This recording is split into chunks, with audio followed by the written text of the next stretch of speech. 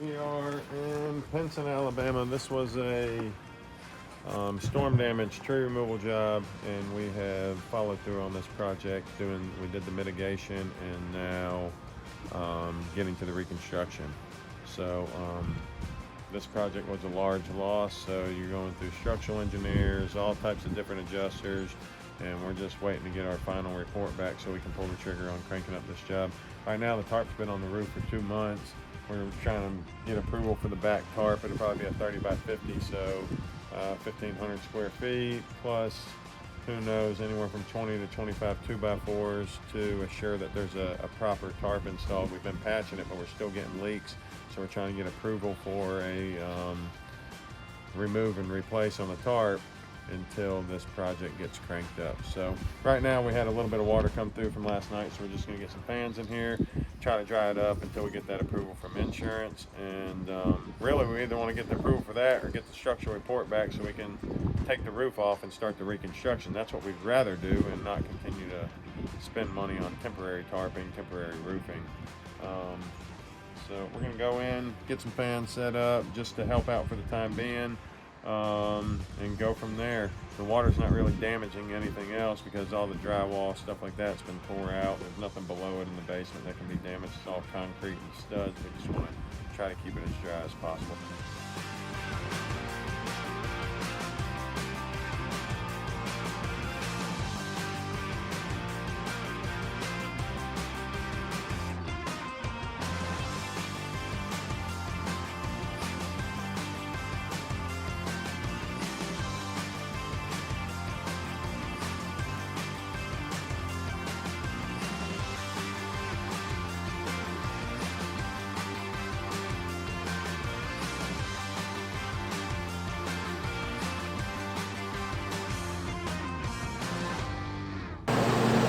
This whole side of the house is crushed, but there's actually an old roof where they had an old roof line, and then they came up and they built a new roof line over that. So it's actually the new roof line, the old roof line with still shingles on it, which is helping right now with water protection.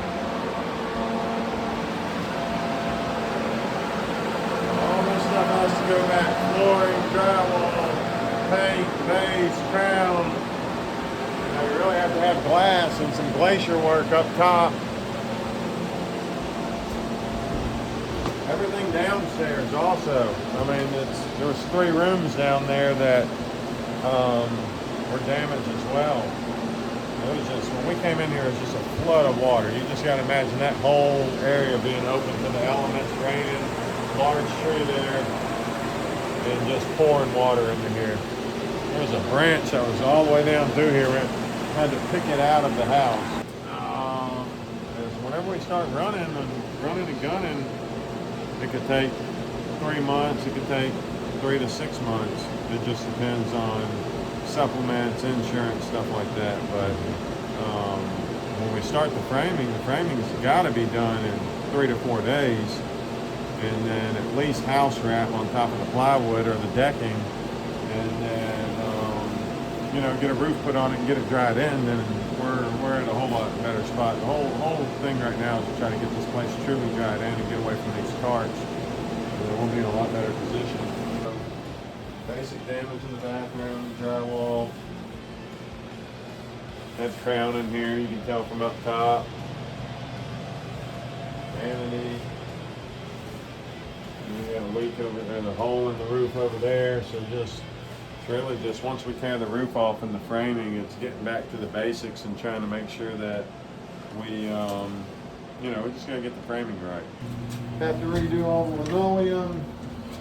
There was bedrooms down here, which I know that, of course, none of it's probably up to code, but it still all has to be built back to pre-existing loss. So drywall, we'll have to go back into the file. We had paneling on some of these block walls and drywall on some of these studded walls, so going back to how it was pre-existing loss.